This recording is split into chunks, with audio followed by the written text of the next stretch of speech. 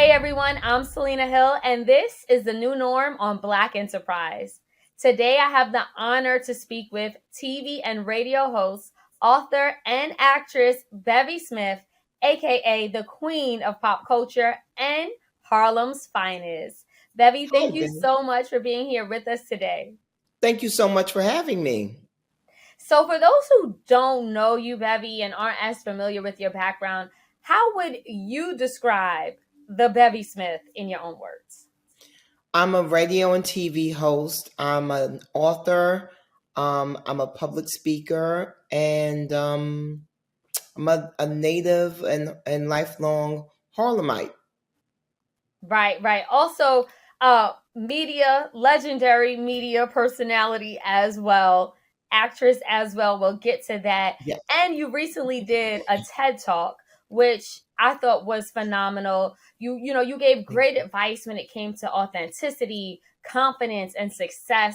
And of course, your mantra, why life becomes greater later. And like, I love how you started off with that reference to Chris Rock, who called you a very late bloomer. What did Mhm. what did that moment mean to you? Doing the TED Talk or having Chris Rock call me a late bloomer. You know what? I meant the TED Talk, but like Chris, we could start with Chris Rock. I mean, honestly, because I've known Chris for so long, when he said it to me, I didn't take offense. I laughed and I thought about it. I was like, well, yeah, I mean, I had already had a very successful career, several successful careers by the time Chris said that to me, but I was just really coming into my own as a TV host. So I think in that regard, I was a late bloomer because most people that do TV that's not reality TV. If you're a TV host, if you host TV shows and things like that, you don't normally come into television, over the age of 35. Most people that you see on TV that are not doing reality have been doing TV since they were, straight out of college. So I see in that regard, yeah, I was a late bloomer when it pertains to like my television career. But in no other regard do I consider myself a late bloomer. Right, and And that's the reason why I felt very confident in mentioning it in the TED Talk. Because I was like, I know so many people worry about kind of like, is it over? Am I too late? Do I just have to settle for this life that I have? And I wanted people to know that, it gets greater later. So I wanted to start out really strong with a statement like a friend of mine you may have heard of, Chris Rock, once called me the most late blooming mofo he'd ever met. I love that line. But yeah, when he said that, it was funny. But I never saw you as a late bloomer either. You made a pivot. And we'll talk more about your previous career in advertising and sort of working behind the scenes and that transition to on camera. But like everybody is all about the pivot now, especially during the pandemic. So Yeah. before we really dig into that, TED Talk. That's a big moment. You did a mini documentary about that. What did that moment mean to you? Doing the TED Talk for me, it was so funny because, I'm a big person. I believe in manifesting and, kind of like I'm a vision boarder and all that kind of stuff. But I got to tell you, vision boards, TED Talk never was on the vision board for me. And it was not something that I was trying to manifest. And it's because I always knew I would do a TED Talk. I'm a Mm. public speaker. I talk for a living. And so to me, to be asked to do a TED Talk, when it finally did happen, it felt very much like, oh, okay, yes. It wasn't like one of those things where like, oh my God, who, me? No, I was very comfortable and like, yes, me. Good. So Thank you you. expected it. I, I accepted it and I always knew I would do a TED Talk. And I always knew that I would do a TED Talk main stage. I wasn't gonna, nothing against anyone who does a TEDx or in another city or any of that. But I knew that my story and I knew that my voice and I knew that my viewpoint was worthy of TED main stage. I knew it. Absolutely. And let's dig into your story. You touched on it at the beginning of this conversation where you said, you started off, or at least I said it, you started off as a fashion advertising executive. You tell this story a lot, many times, Bevy, about Mhm. how you were making six figures, you had a high powered job, lucrative, and then you quit at 38, made this pivot.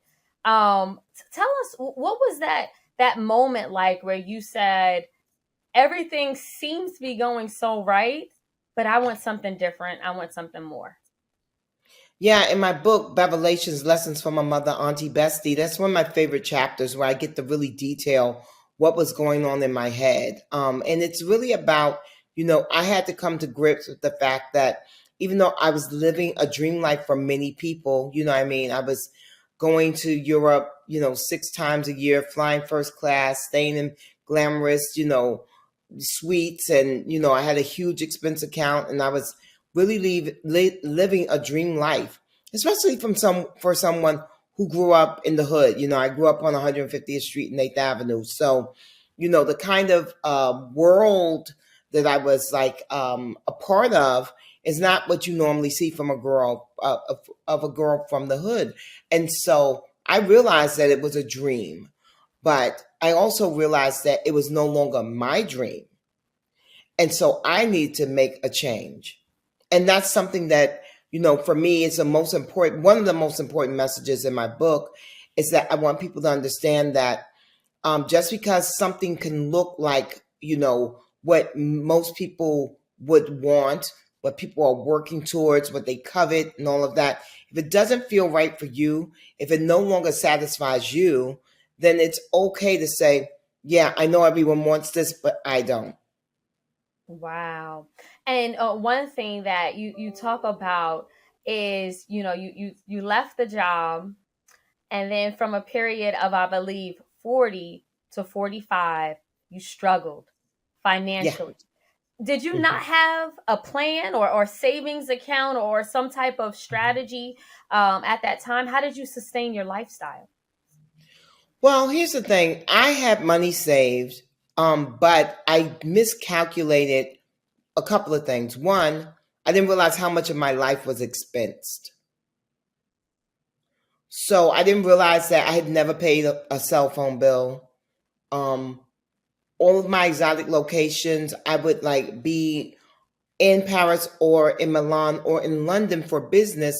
And then I would simply leave from that location and go to another exotic location, which means that all of a sudden I didn't have to fly from New York you know, to Greece. I was already in Italy. And so from Italy to Mykonos, it's a hop, skip, and a jump. It's a very different plane fare if you're coming from JFK and you're going to Mykonos. So just those kind of things. I never paid for a concert ticket. Um, four out of 7 meals out of the week was expensed because I was always whining and dining clients. So I didn't realize just how much of my lifestyle was really attached to the job and that it was expensed.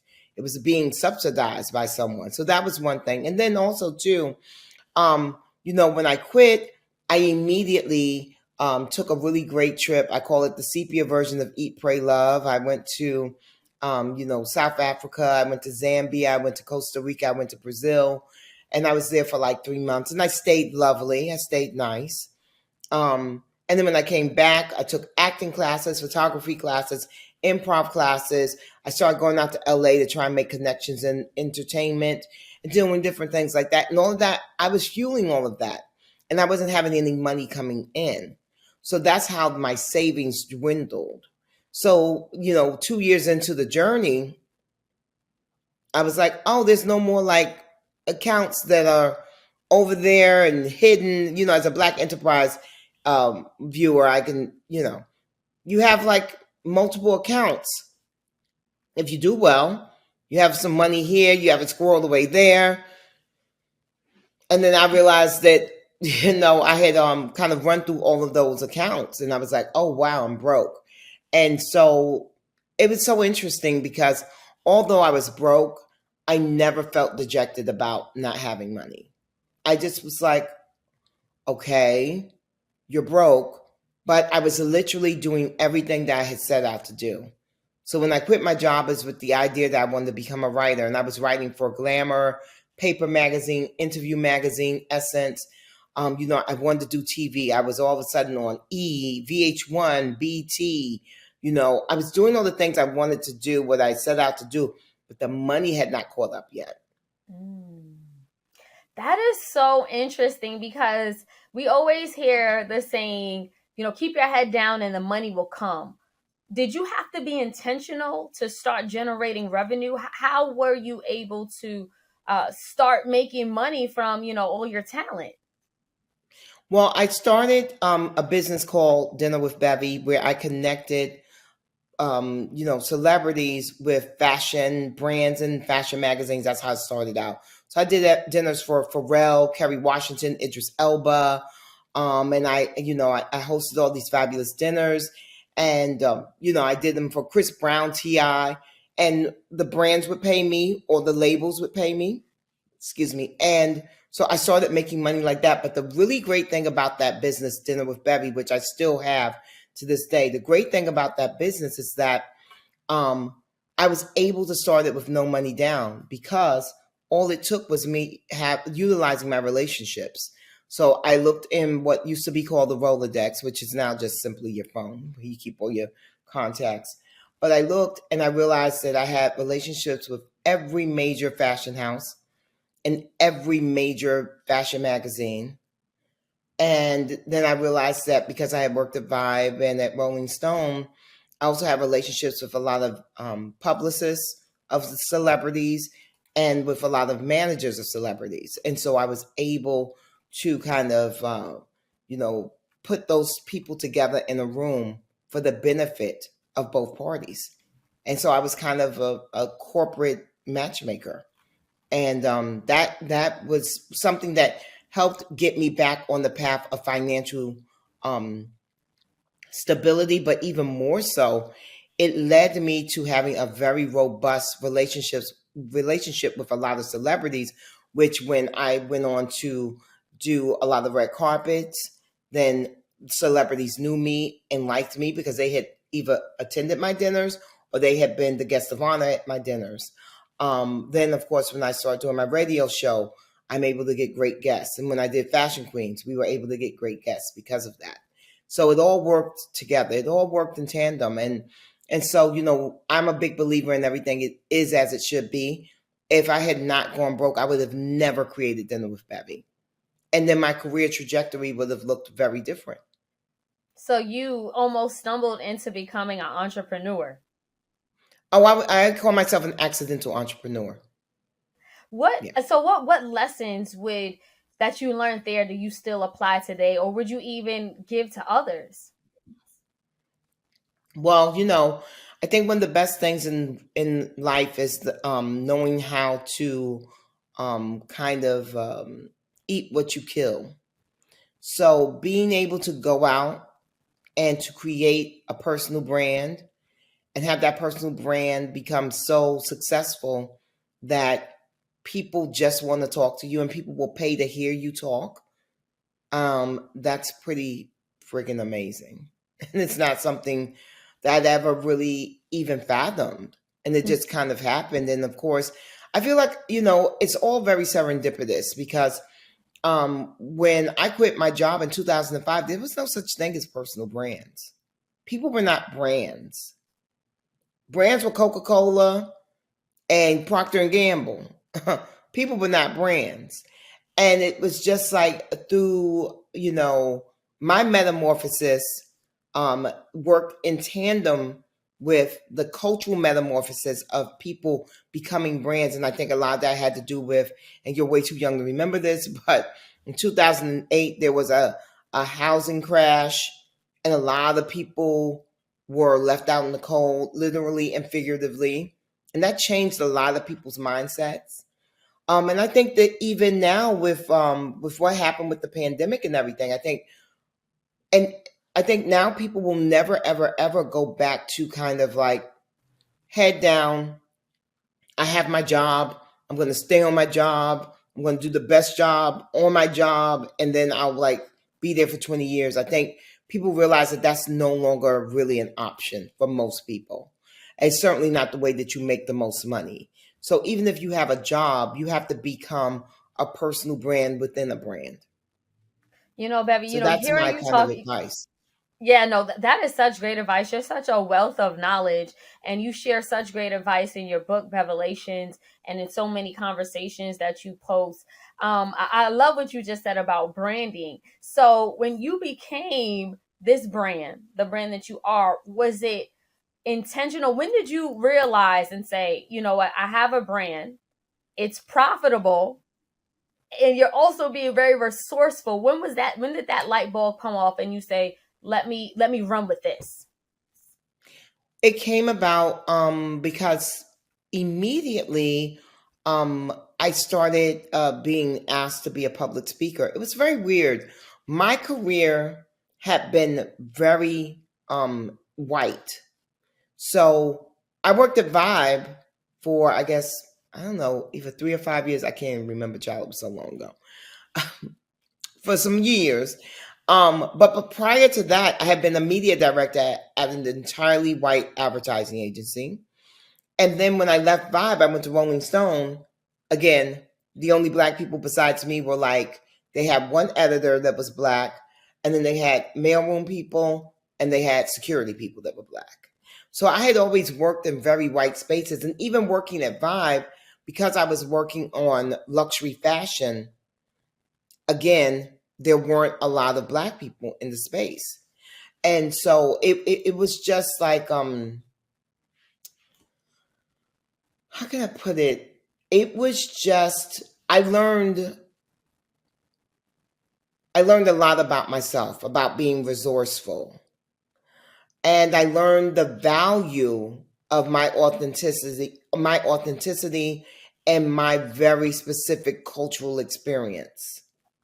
And so people began asking me to speak, be on panels and be on, like, junkets and things like that. And once that started happening, I was like, oh, people want to hear from me. And I'm like, and again, Celine, I'm just really literally at the beginning of my story. So I don't even have the story that I have now. I just simply have what I used to do and what I'm trying to do, right? Mm. But it still resonated with people, and folks kept asking and asking. And so once people kept asking, and then I realized that I could ask them for a little bit of money. I could ask them for like $5,000, $500 or $1,000, and people were actually paying it. And then people started flying me out to do those things, and then the checks started getting, 2,500, and it's like, ooh. And I was like, oh, so we might be onto something. And then of course, dinner with Bevy. And once that picked up and really took off, then I was like, oh, okay, now I really get it. So I'm a brand. I love that. I love how you said, you really capitalize on yourself. And once you realize there was so much power and profitability and authenticity, you ran with it. You give great advice on how folks can tap into their authentic selves. What's that advice? Well, that's a red soul proposition that I talk about in my book. And it's really 3 steps. It's 3 questions. You ask yourself, who are you at your core? How are you being perceived? How would you like to be perceived? And who are you at your core is really who you are. It's not about your profession, and it's not about who you are as a mother or a daughter or, any of that. It's a wife, none of that. It's who are you at your core? What are the things that make you happy? What are the things that excite you? So at my core, I'm an explorer. I'm Lou Brown Bevy. I'm an explorer. I'm curious. I'm kind. I'm gracious. I'm always seeking knowledge. Like, listen, I am the one who I'm always like reading a book, reading. People tell you now to this day, even though I'm no longer in corporate spaces, I still subscribe to the Wall Street Journal, New York Times, Women's Wear Daily. I mean, I subscribe to the New Yorker, New York Magazine, all these things because I just love to take in and soak up all the knowledge. So that's why I'm at my core. I'm a really curious and adventurous person. And then how am I being perceived? That's important to know how you're being perceived by others, because although we cannot be a slave to what people think about us, but if the way we're being perceived is hindering us from where we want to get to in life, then that's not working and we need to make some changes. So during my TED talk, I talked about my era of bitchy Bevy. And bitchy Bevy is very profitable being a bitch in fashion. Very profitable. Um, and so it didn't hinder me in that way, but it began to hinder me in my personal life. Because then all of a sudden people didn't know that you needed help. People didn't know that you needed, company. People didn't realize that you had a soft spot in your heart for anyone. And so I was like, well, the bitchy Bevy persona might be good for making me money, but it's ruining my personal life, with family and friends. And so then I had to figure out how I wanted to be perceived. And I'm really proud of the fact that the subtitle of my book is Lessons from a Mother, Auntie, Bestie, because those are titles that have been given to me by people. I didn't call myself someone's mother, which is what my gay kids call me. I have young people who see me on TV and different things like that who come up to me and be like, oh my God, you're like my cool, rich auntie. And I'm like, thank you. Because that means I've done something right. And then, of course, women that are like in my age range, they're like, oh, you feel like my best friend in my head, or, oh, I would love to go on vacation with you. I would love to have drinks with you, whatever. So I've done a good job at letting people see me. Mm. So I'm really proud that I've changed the perception of me being bitchy Bevy into me now being a mother, auntie, bestie. I I'm love really that. proud of that. Yeah, I love that. And when you said, speaking of, the folks that see you on TV, you were featured in the TV series Harlem on Amazon Prime. I watched the entire series. I loved it. I saw you at the red carpet at the Magic Johnson Theater where you, Megan Good, and everyone else came out. How did that come about? Like, how did you get that role? I actually auditioned for it March 11th, 2020. So 2 days before the world closed down. And I remember being really afraid to go on the audition.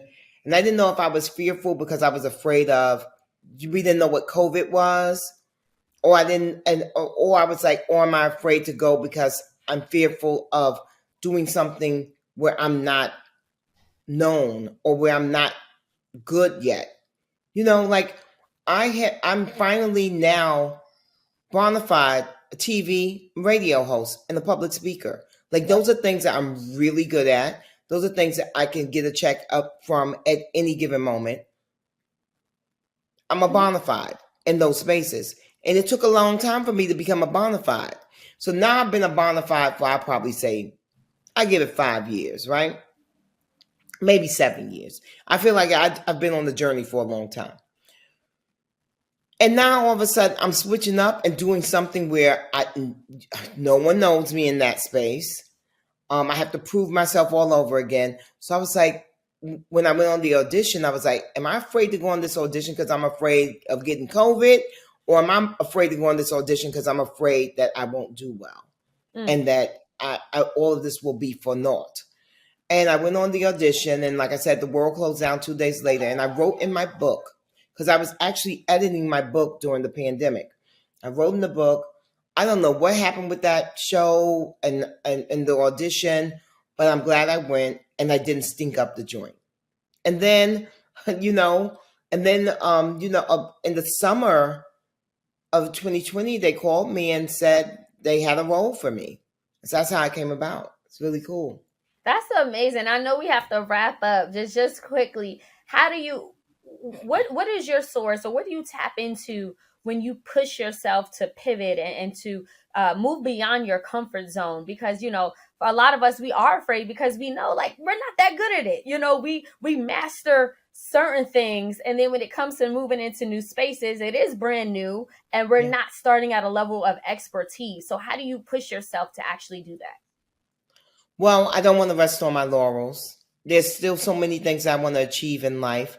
And so I take that very seriously. So, I'm now starting to act in TV, but my goal is to do Broadway. My goal is to do a one woman show, and I'm going to do that. And my one woman show will incorporate song and dance. Um, I'm going to write a children's book. I'm going to produce a film. I'm going to produce TV. I might even try my hand at directing. But I'm just a person who I don't like to rest on my laurels. So I just have this lust for life, and I have this real desire to, when I close my eyes, when I'm like 110 years old and I am about to go on to glory, I want to be able to look back on my life and be like, she did that. And by that, I mean, whatever the heck she wanted to do, she did it. We have all been obsessed with Renaissance. Beyonce, I see you posting it all about. As soon as it came out, you were talking about it, tweeting about it. This album, every time Beyonce does something, she just shifts pop culture. And you being the pop culture queen, I wanted to ask, which song speaks to you the most and resonates with you the most? Wow, there's so many. I love Summer Renaissance. I love Plastic Off the Sofa. Um I love Break My Soul. Break My Soul is such a great mantra for Yes. people. It's a great affirmation. So I think, like, because I deal in a lot, like, my affirmation is it gets greater later. And so I feel like You Won't Break My Soul for me really is something that you can keep with you, and you can go through the world, and when things get tough, you can tell people, or you can tell circumstances, you won't break my soul. So that song has a special meaning for me. But I do love Summer Renaissance, and I love Church Girl. I mean, there's so many of them. Heat, I love them all. I love them all. Thank you so much. And we love you, Bevy. Is there anything else you want to share, or let folks know how they can, buy Bevelations and watch your TED Talk or support anything that you're doing? Yeah, like, go on and buy my book, Revelations Lessons from a Mother, Auntie Bestie. It's on paperback, it's audio. I narrated it myself. You can check me out every day on SiriusXM. My radio show is called Revelations. It's on channel 102. Comes on 5 p.m. Eastern Standard Time. And then my TED Talk, which I garnered over 1 million views in 1 month's time. It did incredibly well, and people really love it, and it resonates with folks. So yeah. And then also look for me on season 2 of Harlem. I did so well that they had me come back for season 2. So I'm I excited meant to about that. ask you, will we see you in season 2? Yep. Yay! More scenes. Okay, okay. When is Yeah. Harlem season 2 coming out? They haven't said it yet. Okay. I think they're finishing filming sometime in August. So yeah, sometime this month. Well, I am looking forward to it.